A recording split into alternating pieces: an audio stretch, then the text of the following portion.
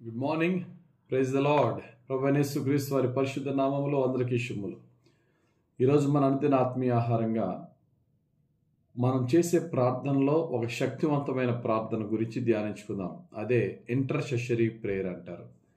మధ్యవర్తిత్వ ప్రార్థన అంటే మన కొరకు ప్రార్థన చేయకుండా ఇతరుల కొరకు ప్రార్థన చేసే ప్రార్థన.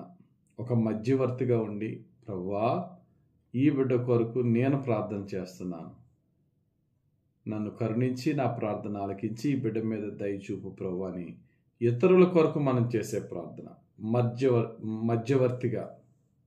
మధ్యవర్తిత్వ ప్రార్థన అనమాట. Intercessory prayer.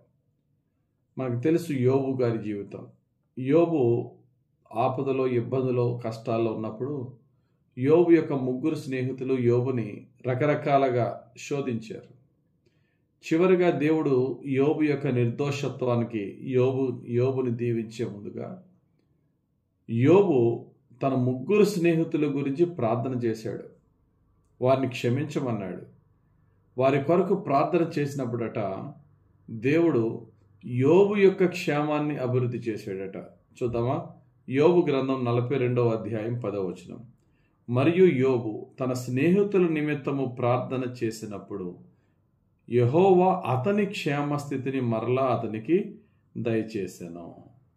మరియు యోబునకు పూర్వము కలిగిన దానికంటే రెండంతులు అధికముగా యెహోవా అతనికి దయచేసెను.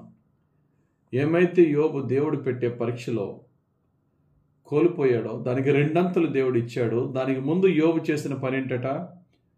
తను శోధించి తను బాధపరిచిన తన స్నేహితుల క్షేమము కొరకు ఈయన ప్రార్థన చేయగా దేవుడు యోబు క్షేమాన్ని అభివృద్ధి చేశాడు. దీన్ని బట్టి అర్థం చేసుకోవాల్సింది ఏంటంటే, when we pray for others God will bless us abundantly.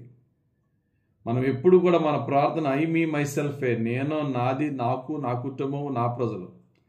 కానీ ఇతరుల గురించి కూడా మనము మధ్యవర్తిత్వం చేసి దేవుని కొరకు, ఇతరుల కొరకు దేవునికి ప్రార్థించే అలవాటు కనుక మనం చేసుకుంటే మన చుట్టుప్రక్కల ఉన్న వారిలో కానీ, సంఘస్థుల్లో కానీ, ఇరుగు పొరుగు వారిలో కానీ, మన దేశము కొరకు కానీ, యెరూషలేము కొరకు కానీ మనము ప్రార్థన చేయగలిగితే దేవుడు మన ప్రార్థనలకు గొప్ప ఫలం ఇచ్చి మనలను గొప్పగా దీవిస్తాడు.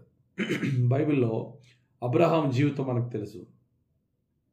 అబ్రహాము గెరారు దేశంలో ఉన్నప్పుడు ఆ దేశపు రాజు అయిన అబీమెలెకు అబ్రహాము భార్య సారమ్మని తీసుకుని వెళ్ళిపోతాడు తన ఇంటికి. ఎందుకంటే అబ్రహాం వచ్చిల్లని చెప్తాడు. రాత్రి వేళ దేవుడు అబీమెలెకుని గద్దించి, ఆమె ఒక వ్యక్తి భార్య, ఆమె విషయంలో చచ్చిన వాడు సుమ అని చెప్పి వార్నింగ్ ఇస్తే అబీమెలెకు అబ్రహాంని అడుగుతాడు, ఏమయ్యా ఎలా చేసావు అంటే, నీ దేశంలో ఉన్న పరిస్థితిని బట్టి భయపడి ఎలా చేశాను అంటాడు. ఎప్పుడైతే అబీమెలెకు సారమ్మను తెచ్చుకున్నాడో దేవుడు తన ఇంట్లో వారందరినీ మొత్తాడు అనారోగ్యాలతో, గర్భఫలం లేకుండా చేశాడు. ఆదికాండం 20వ అధ్యాయం 17వ వచనములో అబ్రహాము వారి కొరకు ప్రార్థన చేసేటట. అబ్రహాము దేవుని ప్రార్థింపగా దేవుడు అబీమెలెకు అతని భార్యను అతని దాసీలను బాగు చేసెను. వారు పిల్లలు కనిరి. పిల్లలు లేని వారి కొరకు ప్రార్థన చేయగా పిల్లలు లేని వారికి దేవుడు బిడ్డలనిచ్చాడు.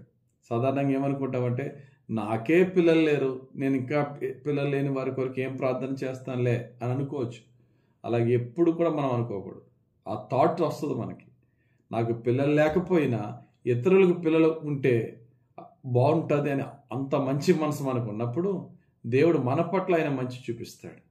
ఇక్కడ అబ్రహాము పిల్లలు లేని అబీమెలెకు ఇంటి వారి కొరకు ప్రార్థన చేస్తే వారికి పిల్లలు ఇచ్చాడట. ఆదికాండం 20వ అధ్యాయం 17వ వచనం. ఇంకెండ్ అయిపోతుంది అధ్యాయం. ఇమ్మీడియట్ నెక్స్ట్ అధ్యాయం 21వ అధ్యాయం 1వ వచనంలోనే ఏమంటో తెలుసా? యెహోవా తాను చెప్పిన ప్రకారము సారాను దర్శించాను. యెహోవా తానిచ్చిన మాట చెప్పున సారాను గురించి చేశాను.